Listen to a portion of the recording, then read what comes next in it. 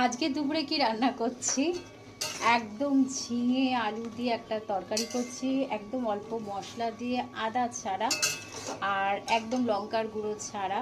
যেহেতু টমেটোর জন্য এই রঙটা এসছে, একটু লাল লাল লাগছে, আর সব কাঁচা লঙ্কা দিয়েছি কারণ এই যে, আর একটু ঝোলটা কমে যাবে, তারপর আমি গ্যাসটাকে বন্ধ করে দেবো। আর এখানে ডিম সেদ্ধ করছি দুপুরবেলায় খাবো বলে, আর তার সাথে স্যালাড করবো বলে একদম শসা, লেবু আর টমেটো বের করে নিয়েছি। আর করব ভাত, আর মুসুরির ডাল করা আছে, আর মামুনি খাবে মাছ দিয়ে, আর আমি ডিম সেদ্ধ দিয়ে খাবো। আর এই টাটকা তরকারিটা হচ্ছে ওইটা দিয়ে খাবো, একদম নিরামিষ, বাবা খেলেও খেতে পারে। এই যে মামুনির এখানে মাছের ঝোল গরম হচ্ছে, এখানে আছে আম ডাল আর কি সব আছে, আর সমস্ত তরকারি কিন্তু গরম হয়ে গেছে, সব বাটিতে বাটিতে আছে।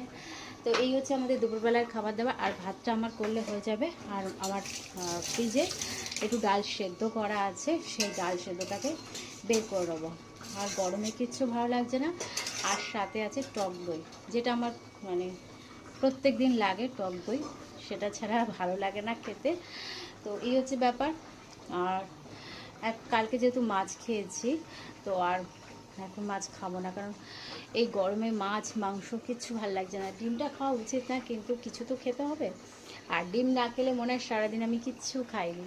মানে ডিমটা আমাদের খুব প্রিয়, মানে বরমশাই আমার আর মামুনি, আমাদের খুব ডিম লাগে, ডিমটা ভীষণ প্রিয়। আর এখানে আমি করে নিয়েছি সকালের একদম সুজি, কিন্তু আমার ব্রেকফাস্ট খাওয়া হয়ে গেছে, সুজিটা করে রাখলাম সন্ধেবেলায় খাবো। তো একদম চিনি ছাড়া, দেখো সাদা সাদা টাইপের, চিনি ছাড়া, অল্প একটু দুধ দিয়েছিলাম, সেই দিয়ে করেছি।